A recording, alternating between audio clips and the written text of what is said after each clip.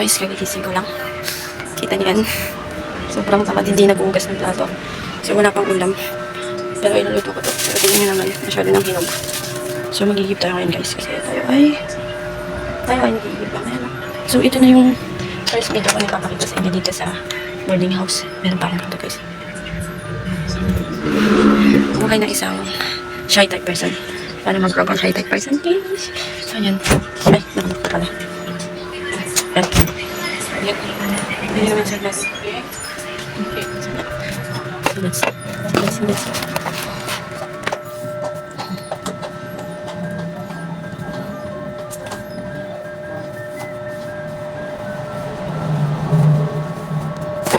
So, kita nyo yung nasa mesa. So, ito yung ginagamit ko pang puno. Dito sa pang-affiliate natin. Malapit na maubos guys. So, pakabagin na affiliate na yan. Out of nowhere, bigla na lang dumating. Pero at least kumikita na tayo dun. Kumikita na tayo. Oo, kumikita na nga tayo ng blessing in disguise, diba? Kaya tuloy-tuloy lang. Practice din ako ng edit. Tapos na ako mag-devotion kanina. Bago ako nagising. And nakikita niyo yung bomba dun guys. So, sira na yung bomba dun. Kaya kailangan natin pumunta dun sa pinaka, So, may namatay dito guys. For your information. Short information. Then, ito yung hanggang. Ito yung likod ng boarding house namin. Marami silang alaga. So, undiscovered. Hindi na rin nakakaya. Isa yan. So, yan guys. Nakikita niyo naman yung tuan namin. And ganyan naman kung gano'n karami yung kwarto. Ito guys, gamit ko pa yan. Hindi ka pa na-iuwi. Di ba may 30 na yung graduation? Then sa John work ko na sa Manila. Hindi ko alam kung paano dadalhin natin. Kasi kailangan ko silang dalhin. Kasi itong mga ito, psychology book yan. Mas likely ito yung mga kailangan sa pang-board exam. Kaya kailangan dalhin basahin. Hindi naman magte-take. Pero magbabasa lang. Nag-aaral pa nga eh. So, sabi nila guys, mas okay daw kapag graduate mag-take agad. Kaso ang problema mo guys, ito si Gag. So, mamaya na tayo mag-tuto muna ako ng ulam. So, tara samahan niyo akong mag-igib. Close natin yung pinto. 10 years from now, pag binalikan ko itong vlog na to, hindi ko alam kung ano na ako. Kung ano successful na ako. Kung ano pinap natin sa buhay. Kung ano meron tayo. Saan tayo gagawin, diba? Let's see kung saan papunta. So, yan natin.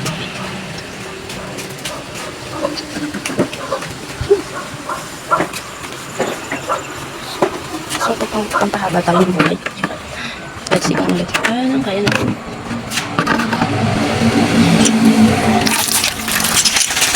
Ito na pakita ko talaga lahat yun. Yung mga view. Yung may gusto sa boarding house na gano'n. So, maraming talaga dito sa boarding house na gano'n. Like, maraming nangyari. Kung baga sa 4 years namin. Dito sa kasama ko dito. Hindi, mga 3.5 years or nasa 4 years na rin ako nag-stay dito sa boarding house na to. And, kapag i-stay ko sa boarding house na to, maraming nangyari guys. Sobrang dami nangyari dito. And, yun, marami na rin graduate na nakasama namin. Kami naman yung graduate. Kami naman guys. Nakikita ko guys.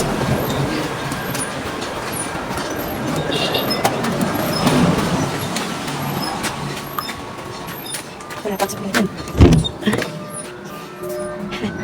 So maganda yung timbangan ng lang para hindi masyadong pahirapan, diba? So let's see. Ang nalagay natin siya dito. Anong meron? Ayan. Perfect. Ay.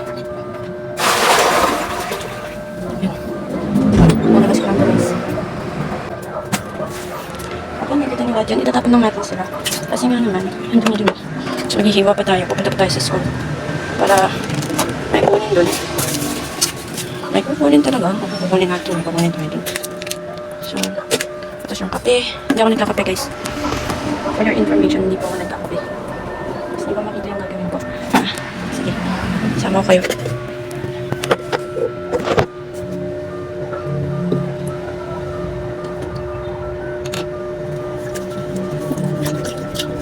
So far guys, yung mga ko sa college. Mga simple na trabaho na ganito. Kasi, boarding pa naman tayo guys. Pero hindi na katulad nitong college na to. Ibang-iba na. Ibang-iba na talaga. Diba kasi ibang-iba naman na talaga. Ito naman yung guys. Oo, sa pagtanggap ko ng trabaho sa kanila. And this girl na siya na-previous guys. Sana hindi. Charot. Prepare mo na magtrabaho. Pagod magtrabaho guys. Ganda rin na lang ipod. Tapos maraming trabaho.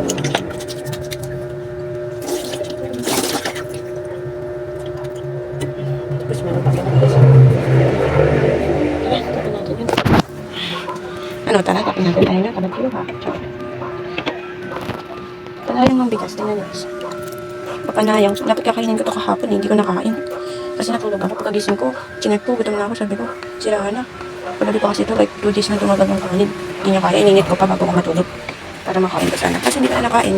Hindi kasi pangalaman. So, yun, makita niyo yan. Ay, ginabang din itong vlog nila ito. Gusto ko rin i-track kung paano gumagawa yung Pokemon. Talaga. Oo, titignan natin kung paano siya mag ano ng tao niya. Like, paano niya gagawin yung buhay ng isang tao. Kung paano talaga, tayo mag-decide mo.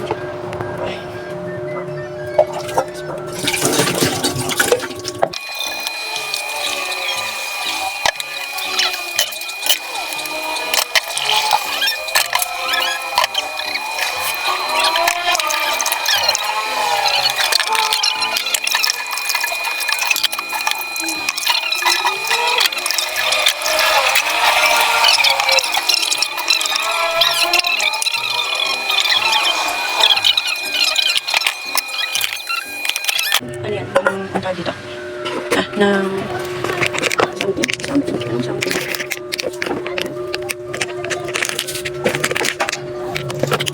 Yan. Hey. Ano ko? Isang baso lang sa aking test. Pwede na nababasa. Kaya I think kapag nagkaroon ako ng boarding house naman, isang baso lang ko. And isa pa, natuto tayo magtipid. Kaya yaman tayo ulit. Charot! Sana nga imaman. Charot. Madami pang guys, marami pang gagawin sa buhay, marami pang pag-aaralin. Kaya di ba pwedeng yumaman? Yeesh! So, finding is sponsor. Hindi ka, kaya na kayong bigas guys. Pero bibili tayo mamaya. Ay, nakalabas ako.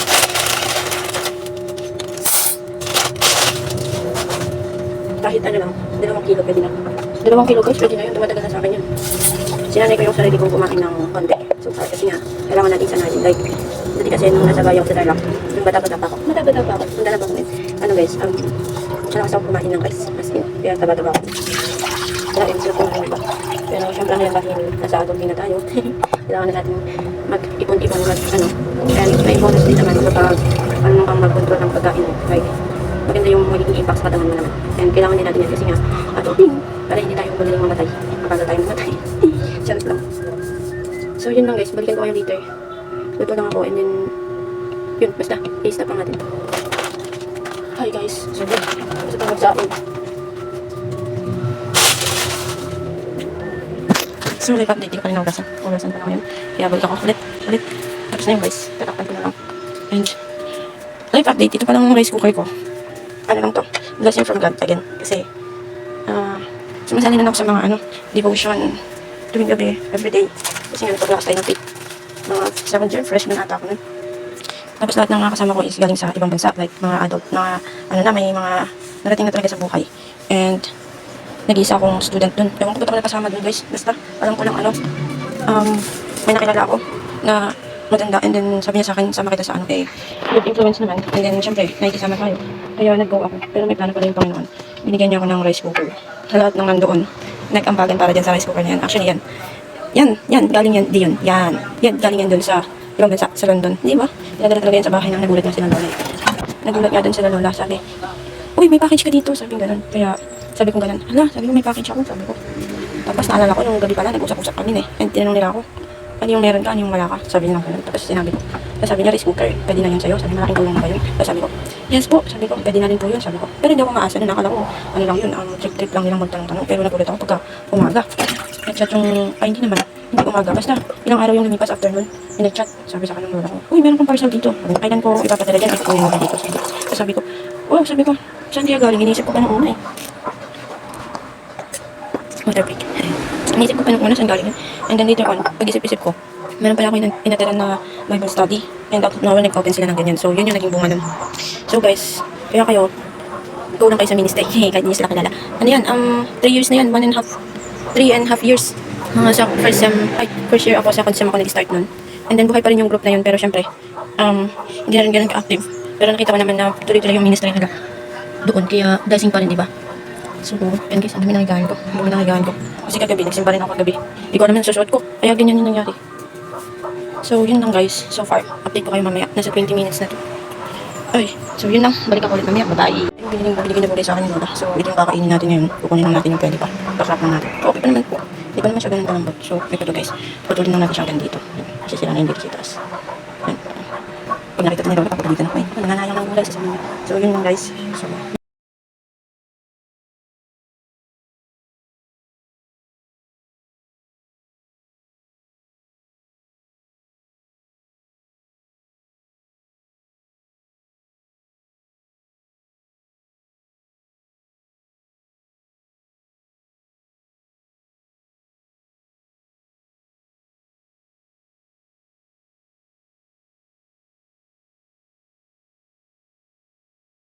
and guys, yung mga ginawa ko yung mga and then ito na yung rice. And then, yun na rin yung pagkain. Hindi yan. Yan. Yun. Yun na rin yung pagkain natin. So far, okay na. And dito na nagtatapos yung vlog natin this morning kasi napakita ko lang yung batin every morning. Hindi pa ako nakapag-ilamas niya. Wala pa ako. Hindi ko. Mamaya pa talaga. So, magkakaisip ko. Hindi ko pa alam na gagawin ko. Pero marami talaga akong gagawin guys. So, mamaya isipin ko muna yung mga gagawin ko. And then, video ko ulit papunta sa school. So, itong update na to is morning lang. Morning. So, ano oras na? 8:29. Mamayang 9:10. Kakain yan. Then, aalis. And then, try ko mag-vlog sa school. Nang hindi naiya. Nang hindi naiya guys. So, yeah. So, pag binalikan ko, tatatawa na lang ako dito sa mga video ko. So, yun lang guys. Bye-bye!